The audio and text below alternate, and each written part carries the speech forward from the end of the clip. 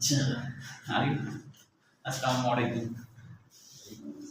আচ্ছা তাহলে আমরা হচ্ছে এখন আজকে আমরা শুরু করব তৃতীয় ক্লাস, তাই না? হ্যাঁ ওদিকে বুঝতে পারবো। তৃতীয় ক্লাসে আমরা হচ্ছে এখানে একটা পার্থক্য আছে টিপসিন আর টিপসিন, এটা ক্ষয়ের জন্য করব আমরা। হ্যাঁ এরপরে দেখো স্নেহ পরিপাক। স্নেহ পরিপাকে চারটা লবণ আমরা মনে রাখবো, তৃতীয় থাকে যে চারটা লবণ আর কি। তো তার মধ্যে একটা লবণের নাম হলো সোডিয়াম গ্লাইকোলেট। এরকম নাম কেন হয়েছে? এটা একটা লবণ, তো ওই গ্লাইকোলেট নাম করা হয়েছে গ্লুকোজ জারণের ফলে উৎপন্ন হয়েছে। এটা গ্লুকোজ জারণ করে এটা হয় 152 গ্লুকোজ জারণের ফলে হয়েছে, তাই এটা গ্লাইকো মানে গ্লুকোজ। হ্যাঁ গ্লুকোজ জারণের ফলে হয়েছে। আর এখানে কোলে মানে তো আমরা জানি পিত্তাশয়, পিত্তাশয়ের মধ্যে এই ঘটনা ঘটছে, তাই এটা কোলেট নাম হচ্ছে একসাথে। হ্যাঁ এটা সিকিউশন। হ্যাঁ স্নেহ পরিপাক সিকিউ, যদি কম আসে কিন্তু সিকিউ। এরপরে দেখো সোডিয়াম টোরোকোলেট। টোরোকোলেটের বাংলা অর্থ হলুদা ভাব। এটা হলো হলুদা ভাব ধরনের এক ধরনের পিত্ত অ্যাসিড, কিন্তু এর সাথে লবণ থাকে। হ্যাঁ টোরোকোলেট মানে হলো হলুদা ভাব, এর বাংলা অর্থ হলুদা ভাব, কালারটা হলুদ। হ্যাঁ টোরোকোলেট মানে হলুদা ভাব। আর সব জায়গায় কোলেট আছে, মানে কোলে মানে পিত্তাশয়, পিত্তাশয়ের মধ্যে দাঁড়িয়ে। তারপরে দেখো পটাশিয়াম গ্লাইকোলেট আগের মতোই, যে এটাও এই গ্লাইকোলেট মানে হলো গ্লুকোজ জারণের ফলে সৃষ্টি হয়েছে, তার সাথে একটা পটাশিয়াম লবণ যুক্ত হয়েছে। আবার পটাশিয়াম টোরোকোলেট, টোরোকোলেট মানে তো আমরা জেনেছি, তাই না? তাহলে এই চারটা লবণ আমরা মনে রাখবো। হ্যাঁ তাহলে এখানে একটা সোডিয়াম একটা পটাশিয়াম, এটা মনে রাখবো। দুই জায়গাতেই কিন্তু সোডিয়াম পটাশিয়াম আছে। হ্যাঁ এই একটা টোরোকোলেট, অ্যাকচুয়ালি করতে গেলে দুইটা নাম মনে রাখতে হবে, তাই না? একটা গ্লাইকোলেট একটা টোরোকোলেট। গ্লুকোজ জারণের ফলে সৃষ্টি, এই জন্য নাম হলো গ্লাইকোলেট। আচ্ছা এবার দেখো অগ্নাশয় রসে স্নেহ জাতীয় পরিপাক এনজাইমকারী, যে অগ্নাশয় রসে স্নেহ যেহেতু সেহেতু সব জায়গাতেই লিপিডের সাথে প্যানক্রিয়াস। অগ্নাশয় ইংরেজি হলো প্যানক্রিয়াস। প্যানক্রিয়াস মানে হলো অগ্নাশয়, সামনে আমরা অগ্নাশয় পাবো। তাহলে দেখো যে অগ্নাশয় রসে লাইপেজ এনজাইম স্নেহ পদার্থকে ভেঙে ফ্যাটি অ্যাসিড গ্লিসারল করে। আমরা তো জানি যে চর্বি মানে হলো সেখানে ফ্যাটি অ্যাসিড গ্লিসারল থাকে। হ্যাঁ এটা হলো মেইন, চর্বি বা তেল গঠনে মেইন উপাদান হলো ফ্যাটি অ্যাসিড আর গ্লিসারল থাকে। অন্যান্য কিছু থাকতে পারে, কিন্তু মেইন হলো এই দুটো থাকতে হবে। এই দুটো তার আসলে হবে না হচ্ছে কি চর্বি বা লিপিড বা তেল, এগুলো হবেই না এই দুটো উপাদান ছাড়া। সেজন্য ফ্যাটি অ্যাসিড গ্লিসারল হলো। এখন ফসফোলাইপেজ এনজাইম আবার ফসফোলিপিডকে ভেঙে fatty acid glycerol phosphoric acid, যেহেতু এটা লিপিডের সাথে কি আছে ফসফরিক অ্যাসিড, সেজন্য এটা ফসফরিক অ্যাসিড আলাদা করলো। কোলেস্টেরল এস্টারেজ, আমরা জানি এস্টার মানে সুগন্ধি, এস্টার মানে কি সুগন্ধি বুঝে। তাহলে কোলেস্টেরল জাতীয় যে লিপিড আছে সেটা ভেঙে ফেলে কোলেস্টেরল এস্টারেজ এনজাইম, সেটা হলো ফ্যাটি অ্যাসিড আর কোলেস্টেরলে পরিণত করে। আন্তিক রস, সেটা গেল অগ্নাশয় রসের ব্যাপার। এবার আন্তিক রস, হ্যাঁ কোনটা? এটা মনে রাখার ছন্দ বানাইছি হলো এরকম লাল কালো ফর্সা। হ্যাঁ লাল কালো ফর্সা, দেখো এটা সবগুলো একসাথে আর কি, মানে যেহেতু এটা মানে অল্প তো 3 আর 3 এ 5, লাল কালো ফর্সা মনে রাখলে এই নিয়মগুলো মনে রাখা যাবে আর কি। হ্যাঁ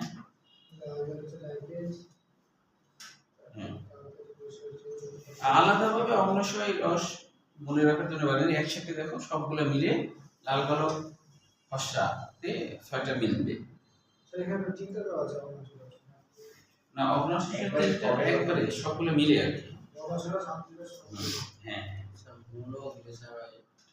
মনোগ্লিসাইড কি হয়নি, এটা এই একটা মনে রাখতে হবে, এটা হয়নি।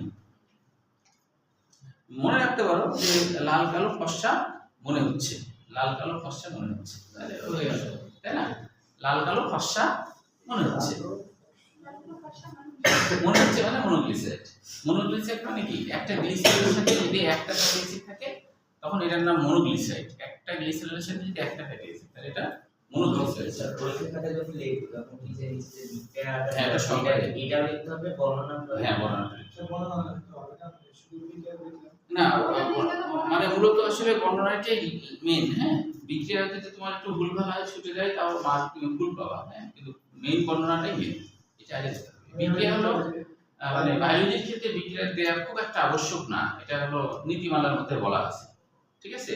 কিন্তু দেখা যাচ্ছে অনেকে লিখবে, তুমি লিখবে না, তখন ধরো মনে হবে অলস, এই দেখেনি এরকম নাম্বার কাটার সুযোগ নেই, কিন্তু তোমার প্রতি একটা নেগেটিভ ধারণা চলে আসবে, এই জন্য লিখতে হয়। আচ্ছা, তাহলে হচ্ছে এবার দেখো যে আন্তিক রস এতক্ষণ ছিল অগ্নাশয় রস, এবার আন্তিক রস। আন্তিক মানে তো আমরা জানি, অন্ত্র মানে কি বলেছিলাম, পার্বতীর পর থেকে, তাই না? ডিউডিনাম থেকে পায়ু পর্যন্ত এই সম্পূর্ণ অংশের নাম অন্ত্র। এই বলো অন্ত্রের বাংলা অর্থ কি? অন্ত্রের বাংলা অর্থ কি? অন্ত্রের বাংলা অর্থ কি? হ্যাঁ, নাভি। আমরা নরমালি জানি ইন্টেস্টাইন মানে হলো অন্ত্র, কিন্তু অন্ত্রের আরেকটা বাংলা আছে, সেই বাংলাটা কি বলো? অন্ত্রের আরেকটা বাংলা কি? নাড়িভুঁড়ি। নাড়িভুঁড়ি, নাড়িভুঁড়ি। কোথায় দেখবো স্যার এখানে? আরে মনে তো আসছে না। আচ্ছা, তাহলে এখন দেখো আন্তিক রস। তোমরা 152 পৃষ্ঠা বের করো। আন্তিক রসের ক্ষেত্রে লাইপেজ, সবই তো লিপিড জাতীয়, তাই লাইপেজ দিয়েই শুরু হবে, সবই ল দিয়ে শুরু হচ্ছে। লাইপেজ স্নেহকণাকে ভেঙে মনোগ্লিসারাইড ফ্যাটি অ্যাসিড তৈরি করে লেসিথিনেস। লেসিথিনের বাংলা অর্থ কি বলেছি না এর আগে? লেসিথিনের বাংলা অর্থ কি বলো? বলিনি না। লেসিথিনের বাংলা হলো লিকিথোস থেকে আসছে, লিকিথোস। লিকিথোস মানে হলো হলুদ। ল্যাটিন শব্দ লিকিথোস, সেখান থেকে লেসিথিন কথাটা আসছে। কেন? কারণ এটা প্রথম আবিষ্কার হয়েছিল ডিমের কুসুমে, প্রথম আবিষ্কার হয়েছিল ডিমের কুসুমে। তো ডিমের কুসুম হলুদ, তাই ওর নাম দিয়েছে লেসিথিন, যেহেতু ডিমের কুসুম হলুদ, এই কারণে। বুঝলে? এই হলো যে তাহলে লেকিথোস থেকে নামকরণটা হয়েছে। এখন দেখো লেসিথিনের মধ্যে কি কি আছে, ভাঙলে পরে পাবো fatty acid, glycerol, phosphoric acid এবং কোলিন। কোলিন হচ্ছে এমন এক ধরনের অ্যামাইনো অ্যাসিড যেটা আমাদের স্মরণ শক্তি বৃদ্ধিতে সাহায্য করে, মনে রাখার ক্যাপাসিটি বাড়ায়। তো এই কোলিন এনজাইমটা সবথেকে বেশি থাকে, কোলিন অ্যামাইনো অ্যাসিডটা সবথেকে বেশি থাকে ডিমের কুসুমে। বুঝতে পারছো? ডিমের কুসুমে থাকে, এই কারণে আমাদের বেশি করে ডিম খেতে হবে। বুঝতে পেরেছো? ডিমের কুসুম পরীক্ষার সময় যে একটা কুসংস্কার আছে, পরীক্ষার না, ওগুলো কুসংস্কার। পরীক্ষা দিতে গেলে ডিম খাইলে বলে ডিমের মতো গোল্লা গোল্লা পাওয়া যায়, কলা খাইতে দেয় না স্যার। এগুলো তো কুসংস্কার। বুঝতে পারছি, এর সাথে কোনো সম্পর্ক আছে? হ্যাঁ। তারপরে আবার বলে রসগোল্লা খাওয়া যাবে না, তাহলে রসগোল্লা পাওয়া যাবে। আমার আম্মু কোনোদিন ডিম আর কলা খাইতে দেয়নি স্যার। এটা তো নিজের চেষ্টার ব্যাপার, তাই না? এটার সাথে কোনো সম্পর্ক নাই। তাহলে এরপরে দেখো যে মনোগ্লিসারাইড তো আগেই বললাম, এই বলো একটু আগে বললাম, বিবেক বলো মনোগ্লিসারাইড জিনিসটা কি? জোনাল বলো। একটাই গ্লিসারল, মানে শুধু একটি গ্লিসারল? মনো মানে মনোগ্লিসারাইড মানে কি একটু আগে বললাম, তোমরা বলো তো মনোগ্লিসারাইড মানে? এমন সুযোগ বলছেন স্যার। মনোগ্লিসারাইড গ্লিসারলের সাথে একটা ফ্যাটি অ্যাসিড থাকলে তাকে বলা হবে মনোগ্লিসারাইড। গ্লিসারলের সাথে একটা ফ্যাটি অ্যাসিড থাকলে তাকে বলা হবে মনোগ্লিসারাইড। আর গ্লিসারলের বাংলা অর্থ কি বলো? গ্লিসারলের বাংলা অর্থ কি বলো? লেসিথিনের যেমন বাংলা অর্থ বললাম, তাই না? হ্যাঁ, মনে আছে। হ্যাঁ, গ্লিসারল কথাটা আসছে গ্লাইকোজ থেকে। গ্লাইকোজ মানে মিষ্টি, সেখান থেকে গ্লিসারল কথা আসছে। হ্যাঁ, দেখছো? তোর তো মেডিকেলে চান্স দিতে হবে। 100 স্যার, 100 আরো মনে নেই, আবার মনে আছে, তাহলে তো ভালো হতো। তাহলে মনোগ্লিসারাইড ফ্যাটি অ্যাসিড আর গ্লিসারলে পরিণত হবে। এখানে হচ্ছে স্নেহকণা আছে, মনোগ্লিসারাইড একবার ফ্যাটি অ্যাসিড, আন্তিকোষে অলাশয় আছে, বলে যে স্নেহকণা এটা ফ্যাটি অ্যাসিড। মানে এখানে যে এনজাইম, হ্যাঁ, স্নেহ পরিপাকের ক্ষেত্রে এনজাইম দুই জায়গা থেকে আসে, একটা অগ্নাশয় থেকে আসে আর একটা কোথা থেকে আসে? অন্ত্র থেকে। অন্ত্র মানে ওই যে বলেছি ডিউডিনাম থেকে বাইরে পর্যন্ত, না? তাহলে ওইখান থেকে ওখানকার যে কোষ থাকে না, ওই নালীর মধ্যে যে কোষ আছে, ওখান থেকে কিছু এনজাইম আসে, কিছু আসে অগ্নাশয় থেকে। পরীক্ষা অনেক সময় এভাবেও আসে যে পরিপাকতন্ত্রের যে অংশে সব থেকে বেশি পরিপাক হয় সেই অংশের নাম কিন্তু ডিডেনাম। কেন? ডিডেনাম থেকে চারিদিক থেকে এনজাইম আসছে, যকৃত থেকে আসছে, আবার হচ্ছে অগ্নাশয় থেকে আসছে। হ্যাঁ কোনটা? হ্যাঁ জেজুনামে, ইলিয়াম আর জেজুনামও পরিপাক বেশি হয়, কিন্তু ইলিয়ামের পরিপাকের পরিমাণটা মাত্র 10%। তাহলে সব থেকে বেশি পরিপাক হয় ডিডেনামে, তারপরে জেজুনামে, তারপরে তো ইলিয়াম। মানে উপরের দিকে বেশি পরিপাক হয়, নিচের দিকে আস্তে আস্তে পরিপাকটা কমে যায়। আর কেন হলো ডিডেনামে সব থেকে বেশি পরিপাক হয়? কারণ এখানে বিভিন্ন সাইড থেকে হেল্প আসে। যেমন ধরো ইউক্রেন কেন এখনো ঠিক আছে? কারণ ওর বিভিন্ন সাইড থেকে হেল্প আসছে, তাই না? বিভিন্ন এনজাইম আসছে, তাই না? এই জন্য কি হচ্ছে, ও ঠিক আছে। ও মনে করো যে তাছাড়া যদি ফেয়ার যুদ্ধ হতো, ফেয়ার হলে কি রাশিয়ার সাথে পারতো না কিন্তু। দেশটা তো বিলুপ্ত হয়ে যাবে, যুদ্ধ হলে কি হবে? হ্যাঁ দেশে কি হয়েছে? দেশটা তো এখন বিলুপ্ত হয়ে যাবে। আচ্ছা। দেখো সামনে কত কি হবে। তোমরা হচ্ছে ভালো করে পড়াশোনা করে মেডিকেল চান্স নিয়ে নাও, নিয়ে বিয়ে শাদী করে ফেলো। কারণ হচ্ছে যে তৃতীয় মহাযুদ্ধ কিন্তু আসন্ন, বুঝছো? আমেরিকাও হচ্ছে রাশিয়ার সীমান্তে পারমাণবিক অস্ত্র মোতায়েন করতেছে, বুঝছো? তাহলে ওই যে বললাম না, মেডিকেলে চান্স নিলে বিয়ের প্রস্তাব চলে আসে। কিন্তু আমাদের দেশে ইঞ্জিনিয়ারিং তো ভালো না। আমাদের দেশে ইঞ্জিনিয়ারিং কি শেখানো হয়? খালি শেখানো হয় ব্রিজ, যে ওই চায়নারা যে ব্রিজ বানাইছে ওই ব্রিজের দৈর্ঘ্য কত, ওই প্রস্থ কত, এইগুলো মুখস্থ করায়। আমাদের দেশে তো আবিষ্কার করতে পারে না, বুঝতে পারছো? আচ্ছা তাহলে এবার আমরা চলে আসি পরিপাক গ্রন্থির ভূমিকার এখানে। দেখো লালা গ্রন্থিতে 2 নম্বর লাইনে লালা গ্রন্থির থলির প্রাচীরে থাকে সেরাস কোষ আর হলো মিউকাস কোষ। সেরাস কোষ থেকে পানি নিঃসরণ হয়। সেরাস মানে বলা হচ্ছে পানির মতো। সেরাস মানে কি? পানির মতো, এর বাংলা অর্থ হলো পানির মতো। মিউকাস মানে পিচ্ছিল উপাদান। তাহলে সেরাস কোষ থেকে পানি নিঃসরণ হয় আর মিউকাস থেকে পিচ্ছিল উপাদান নিঃসৃত হয়। প্যারোটিড গ্রন্থি, এটা মেডিকেল অ্যাডমিশনে 12 সালে আসছিল যে প্যারোটিড গ্রন্থি কোথায় থাকে, বলো কোথায় থাকে? কানে নিচে। প্যারোটিডের বাংলা অর্থ কি বলেছি কিন্তু দেখি কার মনে আছে? প্যারোটিডের বাংলা অর্থ কি? কানের পাশে। হ্যাঁ কানের পাশে। প্যারা মানে পাশে, পাশে। অটিক মানে কি? অটিক মানে কান, তার মানে কানের পাশে থাকবে, তাই না? কানের পাশে থাকলে সেটা হলো প্যারোটিড হবে। মিউকাস মানে কি বললেন? মিউকাস মানে পিচ্ছিল উপাদান। আচ্ছা তারপরে হলো এগুলো কিন্তু এমসিকিউর জন্য লালা গ্রন্থি সম্পর্কে। তারপরে দেখো আরেকটা আছে সাবমেনিকুলার গ্রন্থির এখানে 4th নম্বর লাইনে। হ্যাঁ এটা তো জানোই। ফেনুলাম নামক বিশেষ ত্বকের পাশে উন্মুক্ত হয়। এখানে দেখো ফেনুলাম যে কথাটা আছে, জিহ্বার নিচে ফেনুলাম, এইখানে আর কি উন্মুক্ত হয় সাবমেনিকুলার গ্রন্থিটা, জিহ্বার গোড়ার দিকে নিচে। স্যার এটা কিভাবে করব? সিডির জন্য এটা এমসিকিউর জন্য। তাহলে এখন দেখো ফেনুলাম মানে কি বলো তো? ফেনুলামের বাংলা অর্থ কি হতে পারে? না ফেনুলামের বাংলা অর্থ লাগাম। ফেনুলামের বাংলা অর্থ কি? লাগাম। লাগাম মানে লাগিয়ে রাখা, যেমন ঘোড়ার লাগাম থাকে না, মানে আমাদের জিহ্বাটা যেন যদি কোনো আটকানো না থাকতো তাহলে জিহ্বা কি পেটের মধ্যে চলে যেত না? তো জিহ্বার গোড়ার নিচের দিকে একটা মাংসপেশিতে দেখবা যে হ্যাঁ ওই যে দেখা যাচ্ছে, যদি মুখ হা করে এমন তলে একটা দেখবে কি আছে, একটা মাংসপেশি আছে, ওই মাংসপেশি দিয়ে আটকানো আছে, বুঝছো? মেন্ডিবুলের সাথে আটকানো আছে বলে আমাদের জিহ্বাটা চলে যাচ্ছে না। মানে আমাদের মেন্ডিবুলের সাথে আটকানো আছে। মেন্ডিবুল না, মেন্ডিবুলের যে মেঝে আছে, মেন্ডিবুলের যে মেঝে আছে না, ওই মেঝের সাথে আটকানো আছে। হ্যাঁ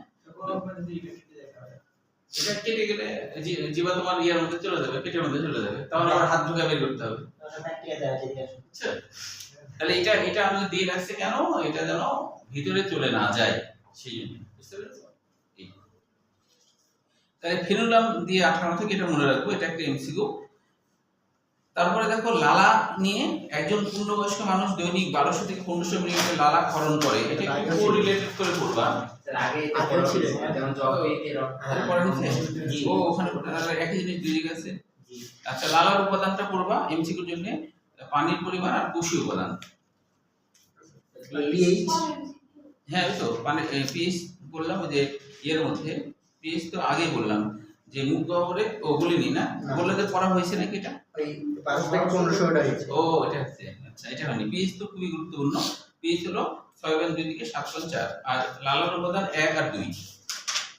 তারপরে দেখো অজৈব পদার্থ মেডিকেলের জন্য না মেডিকেলের জন্য এই পার্সেন্টেজ না, বোর্ড পরীক্ষাও আসে এই পার্সেন্টেজ গুলো, হ্যাঁ, যে পিএইচ, তারপরে পানির পরিমাণ কত, কৃষি উপাদান কত, হ্যাঁ, এগুলো বোর্ড পরীক্ষা আসে, আবার অ্যাডমিশনও আসে।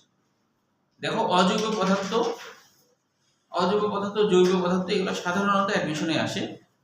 অজৈব পদার্থ কত পার্সেন্ট কি কি, জৈব পদার্থ কত পার্সেন্ট কি কি? সেগুলো সবই এর বাইরে কিন্তু ভুলে যায় না। হ্যাঁ বলো, এগুলো শুধু হ্যাঁ। এর বাইরে ভুলে যায়। কি বলে যাবা? বলছি এর বাইরে ভুলে যায়।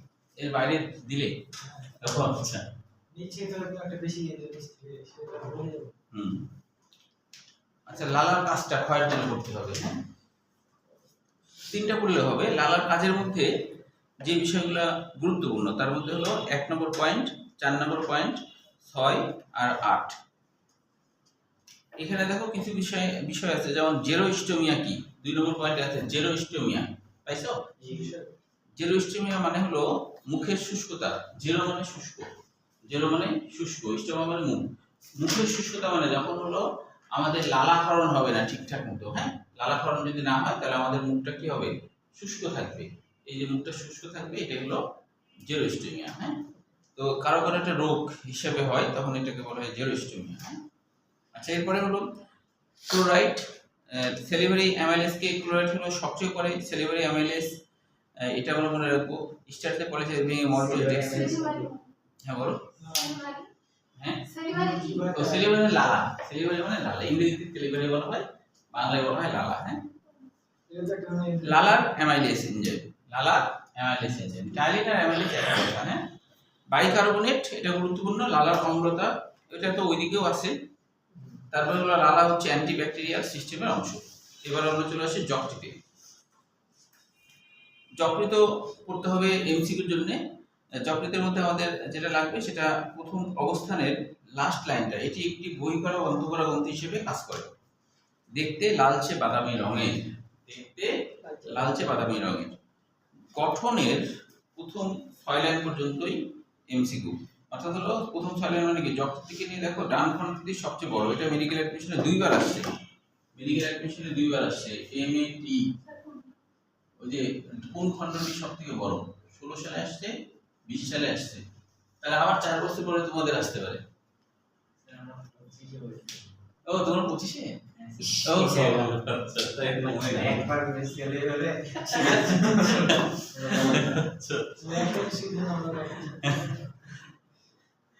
আচ্ছা তাহলে হচ্ছে ডান খণ্ডটি সবচেয়ে বড়। আচ্ছা এখানে কিছু বিষয় বোঝার আছে, যেমন দেখো যে প্রাপ্তবয়স্ক পুরুষে এর ওজন, এগুলো তো বুঝতে পারবে, কিন্তু যেটা বুঝতে পারবে না সেটা হলো যকৃতের মোট 4টা খণ্ড, ডান বাম কোয়াড্রেট আর কোডেট, 4টা খণ্ড। তাহলে এখন কথা হলো কোয়াড্রেটের বাংলা অর্থ কি আর কোডেটের বাংলা অর্থ কি বলো?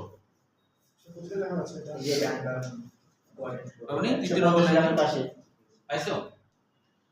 বলো তো কোয়াড্রেট আর কোডেট কি জিনিস? হ্যাঁ বলো, কোয়াড্রেট আর কোডেট কি জিনিস? উত্তর অংশ না, আচ্ছা আমি বলে দিই। কোয়াড্রেট মানে 4 কোণ, কোয়াড্রেট মানে 4 কোণ, দেখতে 4 কোণাচির মতো, দেখতে কিসের মতো, 4 কোণাচির মতো। আর কোডেট মানে হলো যে লেস, কর্ডা মানে লেস, সেখান থেকে কোডেট কথাটা আসছে। কর্ডা মানে কি, লেস, সেখান থেকে কোডেট কথাটা আসছে। বুঝতে পারছো?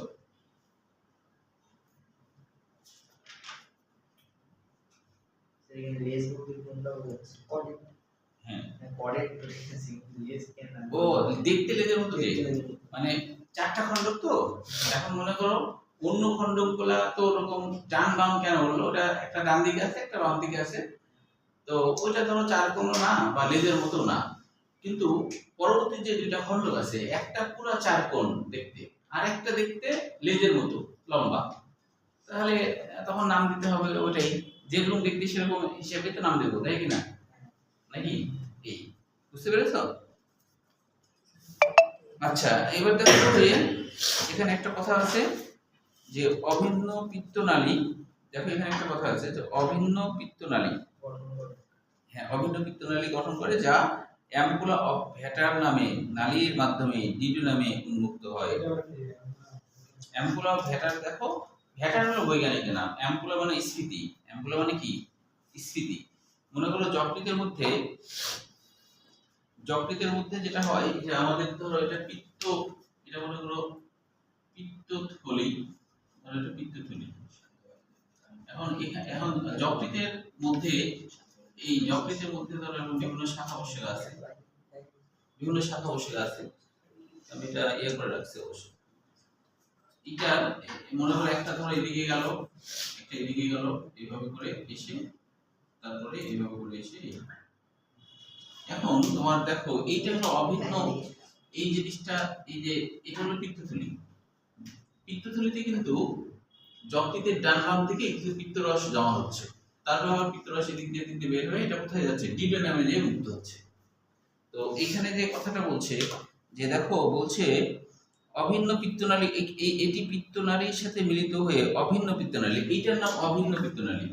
এই নালীটার নাম অভিন্ন পিত্তনালী, কারণ এইটা ডান বাম থেকে এসে এটা অভিন্ন পিত্তনালীতে যুক্ত হয়েছে।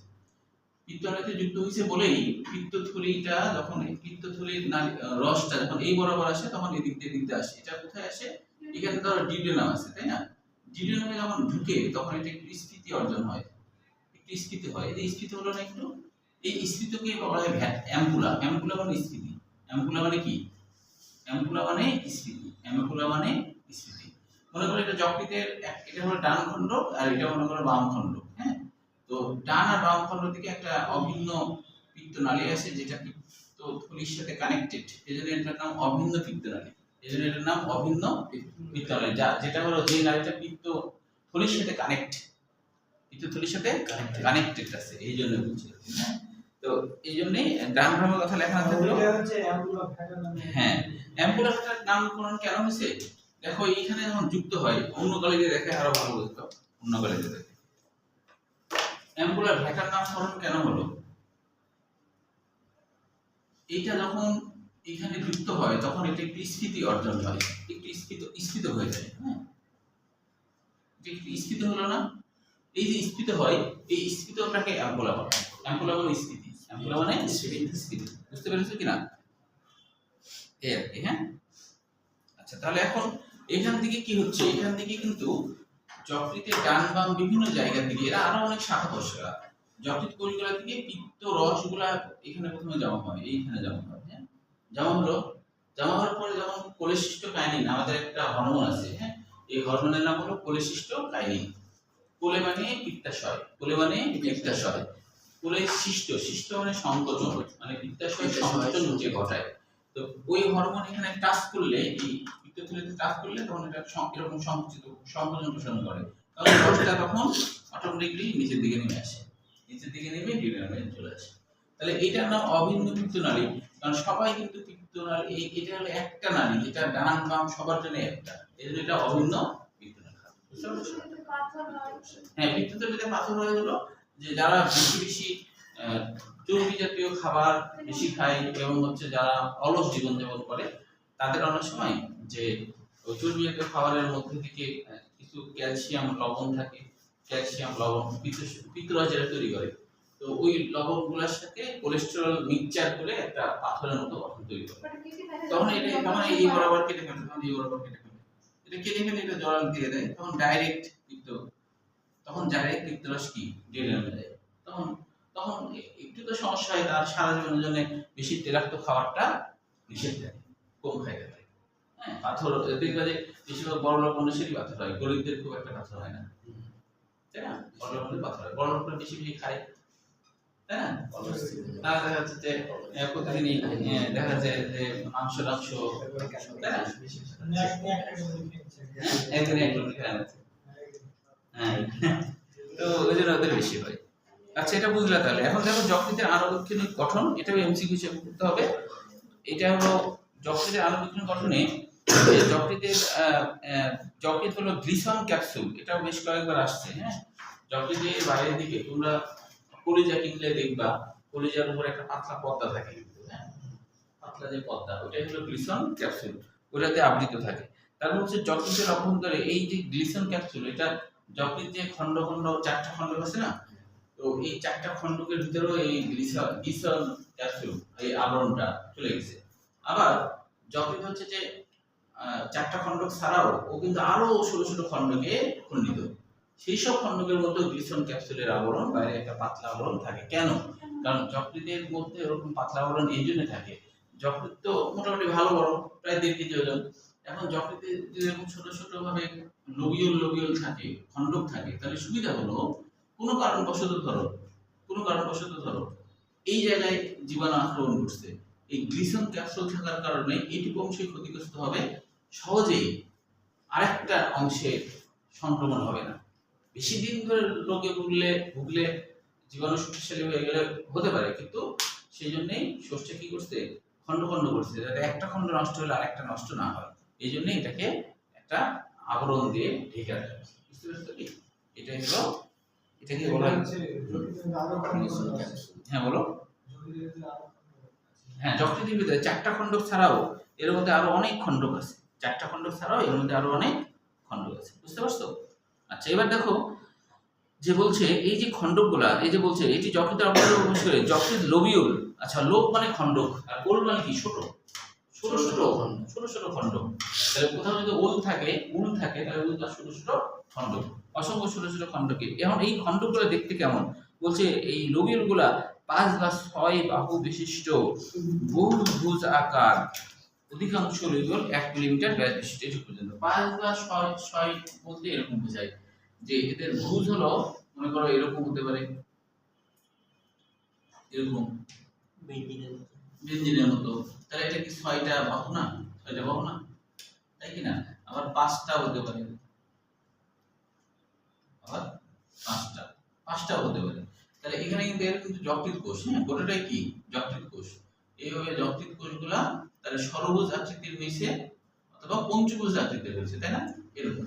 এদের আবার নিয়ম হলো এদের ভিতরে একটা কেন্দ্রীয় শিরা, সেই কেন্দ্রীয় শিরার সাথে শিরার চারপাশে এরকম যকৃতের কোষগুলো থাকে, যকৃতের কোষগুলো কেন্দ্রীয় শিরার চারপাশে থাকে।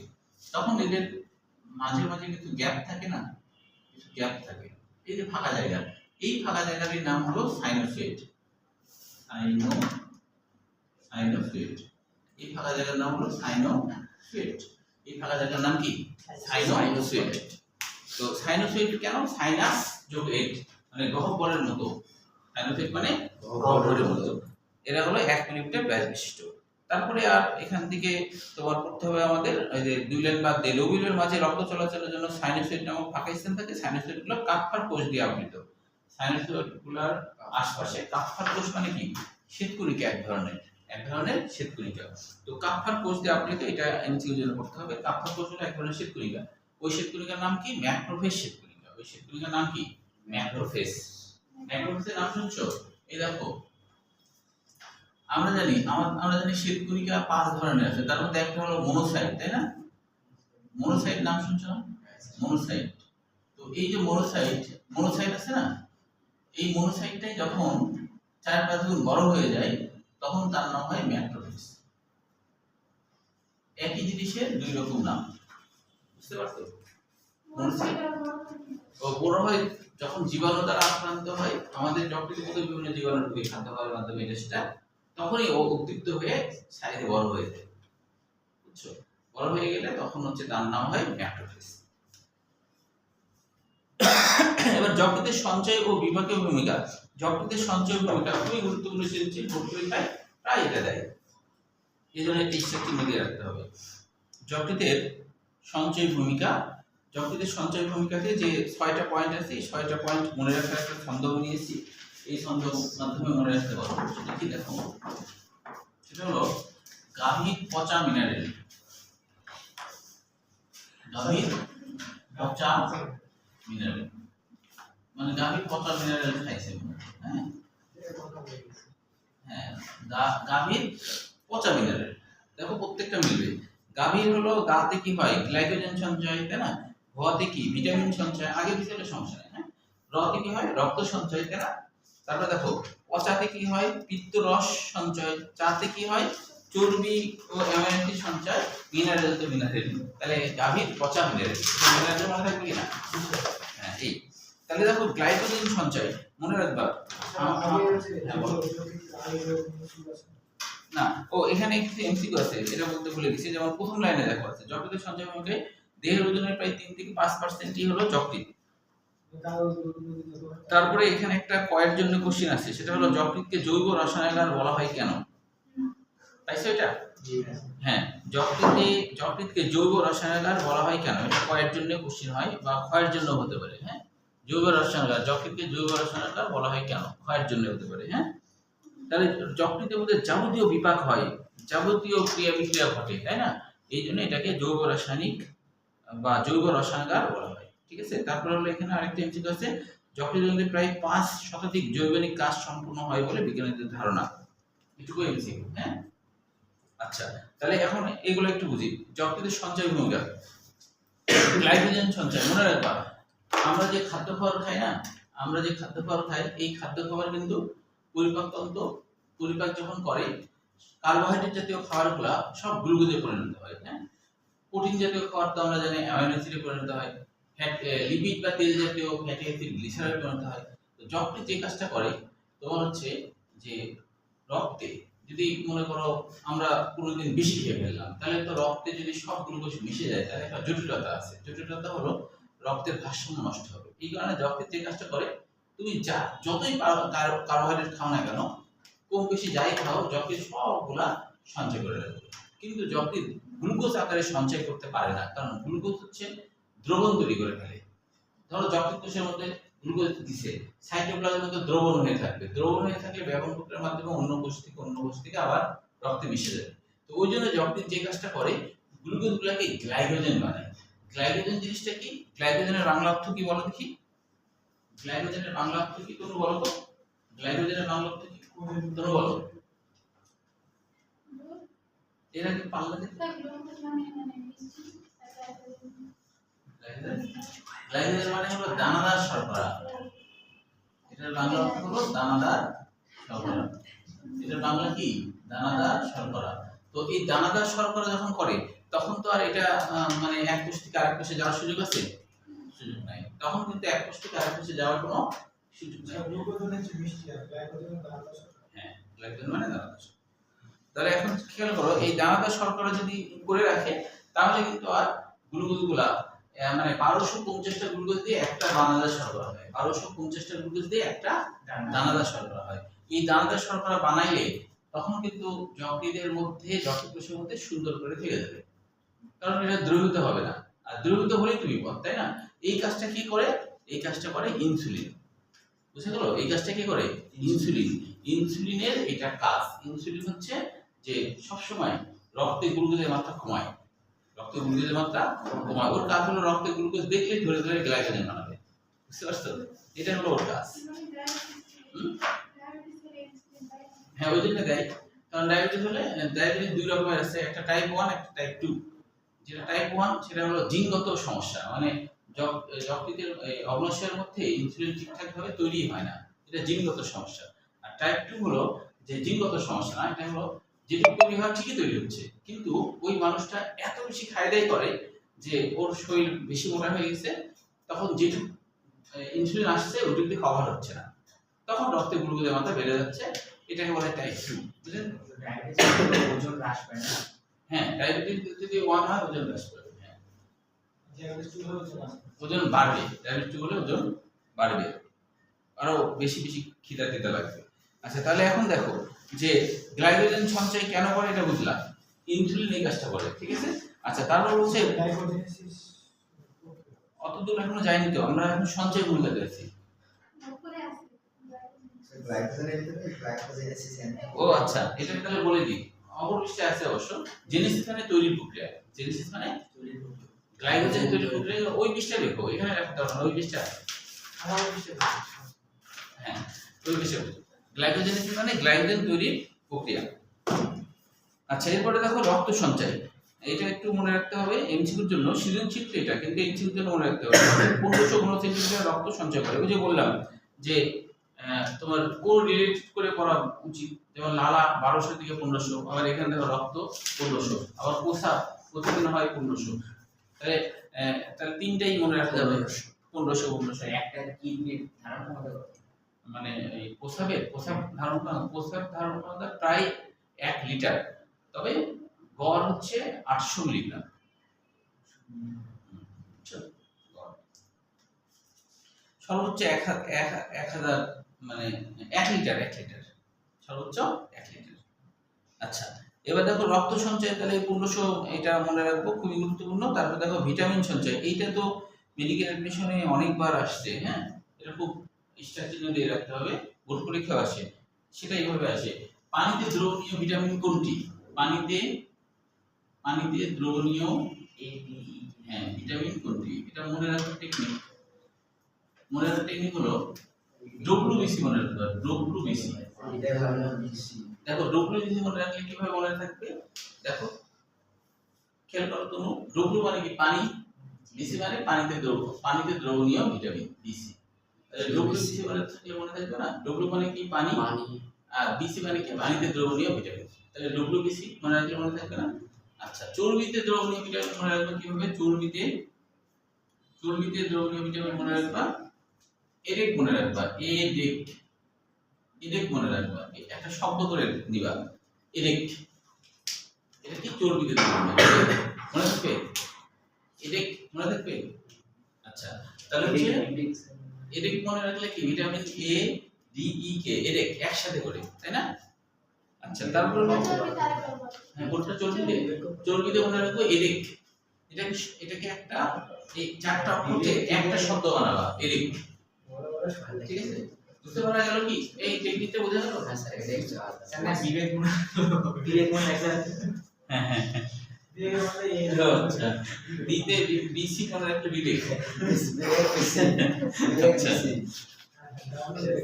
আচ্ছা, এবার দেখো পিত্তরস সঞ্চয়। পিত্তরসের ক্ষেত্রে প্রতিদিন দেখো এই খেয়াল করো, পিত্তরসের ক্ষেত্রে প্রতিদিন 400 থেকে 800 মিলিলিটার পিত্তরস তৈরি করে, এটা এমসিকিউর জন্য। এরপর দেখো চর্বি ও অ্যামাইনো অ্যাসিড সঞ্চয় করে, অর্থাৎ হলো চর্বি অ্যামাইনো অ্যাসিড কখন, যখন দেখা যায় তুমি অনেক বেশি কার্বোহাইড্রেট খেয়ে ফেলেছো, বুঝতে পারছো?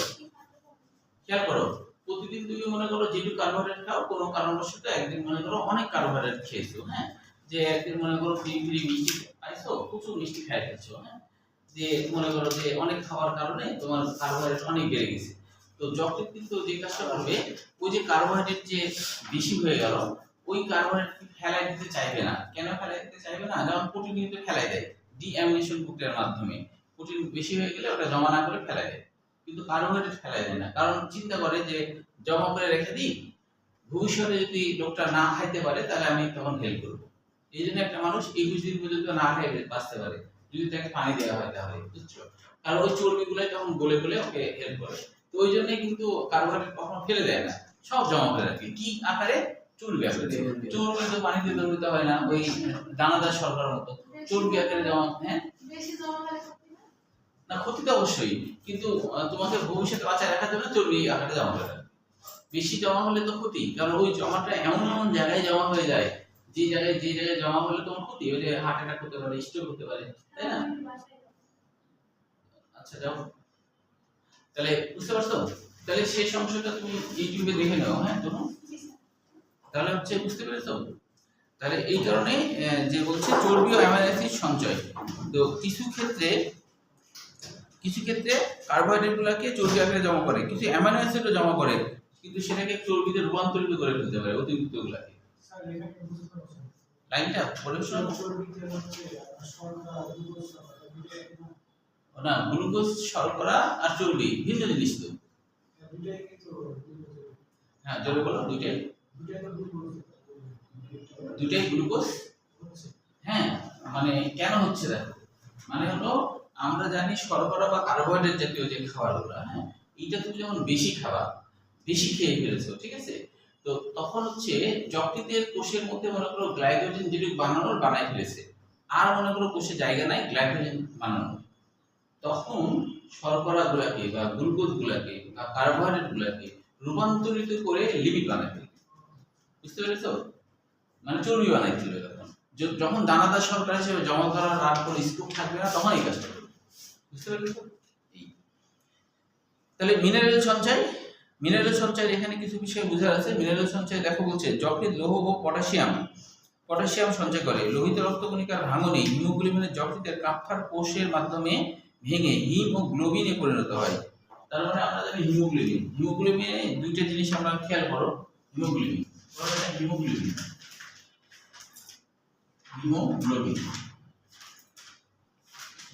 দুইটা বিষয় খেয়াল করো, হিম যোগ গ্লোবিন। হিম মানে আমরা যদিও মনে করি যে আয়রন, হ্যাঁ তাই না, গ্লোবিন মানে প্রোটিন, কিন্তু মনে রাখতে হবে যে এই আয়রন একা একা থাকে না। এই আয়রন হচ্ছে আরেকটা প্রোটিন অনুর উপর ভর করে এই আয়রনটা থাকে। বুঝতে পারছো? আয়রন একা একা থাকে না। গ্লোবিন একটা প্রোটিন, আয়রন শুধু আয়রন একা থাকে না, ওই আয়রনকে ধরে রাখার জন্য একটা প্রোটিন থাকে। তাহলে আয়রনটা প্রোটিন সহকারে থাকে। এখন আমাদের ম্যাক্রোফেজগুলা যখন হিমোগ্লোবিনকে ভেঙে ফেলে, তখন এই আয়রন থেকে প্রোটিন অংশ বাদ দিয়ে দেয়, হ্যাঁ। তো বাদ দিয়ে দিলে তখন এটার নাম কি হয় দেখো, বলছে হিমের লৌহ অংশ ফেরিটিন হিসেবে জমা পড়ে। এই গ্লোবিন প্রোটিন অংশ বাদ দেয় ফেরিটিন নামকরণ কেন হয়েছে জানো? কারণ হলো এই যে আয়রনটা আছে, এই আয়রনে আবার একটা বেগুনি রঙের কালার পোরফাইরিন বলা হচ্ছে। পোরফাইরিন দিয়ে এরকম হয়ে গেলে, এরকম আবৃত হয়ে গেলে তার নাম হয় ফেরিটিন। এই আবরণটার নাম হলো পোরফাইরিন।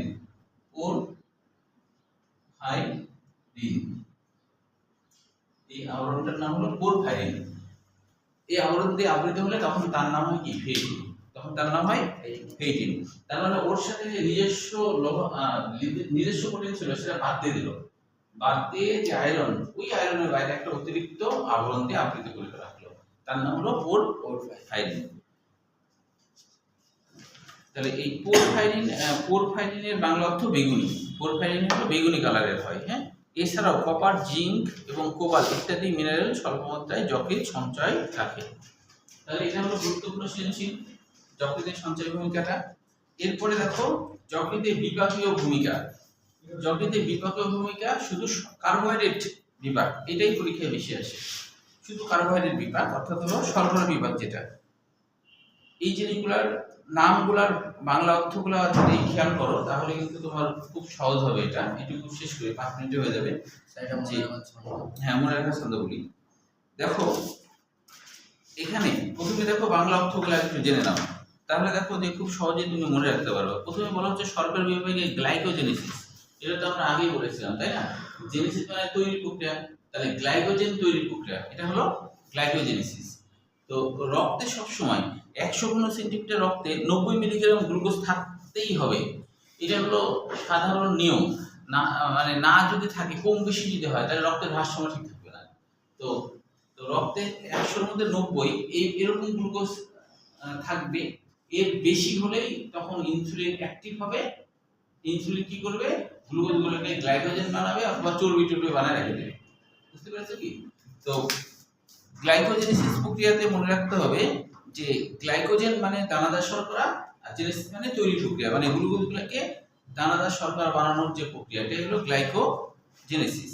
এটা হলো প্রথম কথা মনে রাখবা। এখন কথা হলো এটার বাংলা অর্থ জানলা, এখন পরেরটার বাংলা অর্থ জানো। গ্লুকোনিওজেনেসিস নামকরণটা কেন হয়েছে? গ্লুকোনিওজেনেসিস, দেখো গ্লুকোজ আর নিউ মানে কি নতুন, আর জেনেসিস মানে তৈরি প্রক্রিয়া, নতুন গ্লুকোজ তৈরি প্রক্রিয়া। গ্লুকোনিওজেনেসিস মানে কি? নতুন গ্লুকোজ তৈরির প্রক্রিয়া।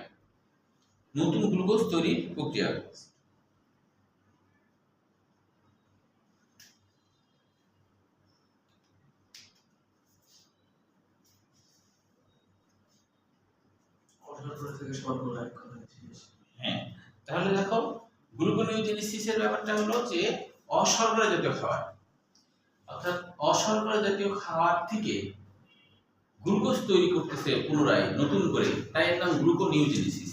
অশর্করা মানে কি? প্রোটিন, তারপরে হচ্ছে যে চর্বি, এগুলোকে অশর্করা। এই অশর্করা জাতীয় খাবারকে পুনরায় নতুন করে গ্লুকোজ বানাচ্ছে, এই জন্য এর নাম হলো গ্লুকোনিওজেনেসিস। কখন? যখন তুমি কার্বোহাইড্রেট খাবার একবারেই খাচ্ছ না, তখন তোমার পেটের যে চর্বিগুলো আছে ওই চর্বিগুলাই তখন গলে গ্লুকোজে রূপান্তরিত হবে। এটা গ্লুকাগন করবে, কারণ রক্তে গ্লুকোজের মাত্রা কে বাড়ায় গ্লুকাগন। রক্তে গ্লুকোজের মাত্রা বাড়ায় কে? গ্লুকাগন, তাই না? তাহলে যখন গ্লাইকোজেন হচ্ছে তখন হচ্ছে ইনসুলিন, আর যখন হচ্ছে গ্লুকোজ পরিণত হচ্ছে তখন গ্লুকাগন। তাহলে গ্লুকাগনের কাজ কি? রক্তে গ্লুকোজের মাত্রা বাড়ানো। তাহলে অশর্করা বলতে তাই বলে পানিতে একটা অশর্করা, তাই বলে পানিকে কি গ্লুকোজ বানাতে পারবে? কার্বন ডাই অক্সাইড একটা অশর্করা, এটা কি গ্লুকোজ বানাতে পারবে না। যে যৌগের মধ্যে কার্বন হাইড্রোজেন অক্সিজেন থাকবে শুধু তাদেরকেই পারবে, কারণ গ্লুকোজ বানাতে কার্বন হাইড্রোজেন অক্সিজেন লাগে। তাহলে এর মধ্যে কি সবকিছু আছে? তাহলে এই কিন্তু বানাতে পারবে না, বুঝতে পারছো? দেখো প্রোটিনে অ্যামাইনো অ্যাসিড, সেখানে কার্বন হাইড্রোজেন অক্সিজেন সব আছে। তারপরে লিপিড বা চর্বি জাতীয় উপাদান, সেখানেও কার্বন হাইড্রোজেন অক্সিজেন সব আছে। তাহলে ওই সব জিনিসকে গ্লুকোজ বানাতে পারবে, বুঝতে পারছো? অশর্করা বলতে তাই বলে সবাইকে পারবে তা না, সবাইকে পারবে তা না। তাহলে এই কাজটা কে করবে? গ্লুকাগন করবে। আচ্ছা, লাস্টে দেখো আর দুটো আছে, গ্লাইকোজেনোলাইসিস। দেখো গ্লাইকোজেন যোগ লাইসিস, মনে রাখবা গ্লাইকোজেন যোগ লাইসিস। হ্যাঁ, লাইসিস মানে ভেঙে ফেলা, গ্লাইকোজেন যোগ লাইসিস। লাইসিস মানে তো ভেঙে ফেলা, তাই না? তাহলে গ্লাইকোজেন ভেঙে ফেলার প্রক্রিয়া, বাংলা অর্থ কি? গ্লাইকোজেন ভেঙে ফেলার প্রক্রিয়া। বাংলাটা যদি মনে থাকে তাহলে উচ্চারণটা হওয়ার কোনো সুযোগ থাকবে না। হ্যাঁ, গ্লাইকোজেন ভেঙে ফেলা, এইটাও কিন্তু গ্লাইকোজেন ভাঙলে কি গ্লুকোজ তৈরি হবে না? তাহলে গ্লুকোজ বাড়ানো, রক্তে গ্লুকোজ কে বাড়ায়? গ্লুকাগন না? তাহলে এই কাজটাও করবে গ্লুকাগন। রক্তে গ্লুকোজ বাড়াবে কে? গ্লুকাগন। তাহলে এই কাজটাও করবে গ্লুকাগন, যেহেতু রক্তে গ্লুকোজ বাড়াচ্ছে তাই এটা গ্লুকাগন। হ্যাঁ, এপিনেফ্রিন হলো আমাদের বৃক্কের উপরে এক ধরনের গ্রন্থি থাকে, অ্যাড্রিনালিন বা এপিনেফ্রিন একই কথা। হ্যাঁ, অ্যাড্রিনালিন বা এপিনেফ্রিন একই কথা। এবার দেখো লাইপোজেনেসিস, তাহলে কি বোঝাচ্ছে? জেনেসিস মানে তৈরির প্রক্রিয়া, লাইপো মানে লিপিড, তার মানে কি লিপিড তৈরির প্রক্রিয়া।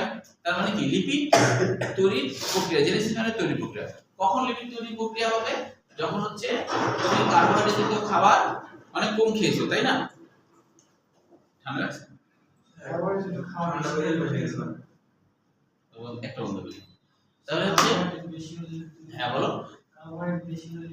হ্যাঁ অবশ্যই, যখন তুমি কার্বোহাইড্রেট অনেক বেশি খাইছো, হ্যাঁ অনেক বেশি খেয়ে ফেলছো, গ্লাইকোজেন হিসেবে ইনসুলিন জমা করছে, করার পরও তাও দেখা যাচ্ছে থেকে যাচ্ছে, তখন ফেলাই দিবে না। ফেলাই দিলে ওই যে বললাম, চিন্তা করবে ভবিষ্যতে যদি কাজে লাগে, তার থেকে জমা করে রাখি। তখন ওই যেমন মানুষের কি টাকা পয়সা যতই হোক ফেলে দেয়, দরকার না থাকলে ফেলা দেয় না।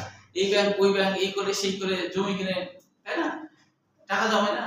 তো যকৃৎ ওই কাজটা করবে, ইনসুলিন এই কাজটা করবে, বিভিন্ন ভাবে জমা করার কাজটা করবে, বুঝতে পারছো তো? হ্যাঁ, তাহলে তখন ওই চর্বি আমাদের শরীরে চর্বি জমা যাবে, মানুষ মোটা হয়ে যায় না?